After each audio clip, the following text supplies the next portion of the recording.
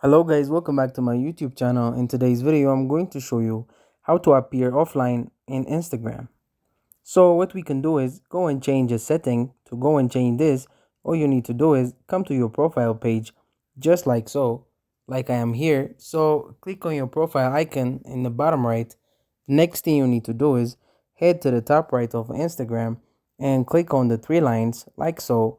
This will open up settings and activity, and what you need to do is go and scroll down until you go and see messages and story replies and how others can interact with you, just like so. Go and click on it, and what you want to do is locate show activity status.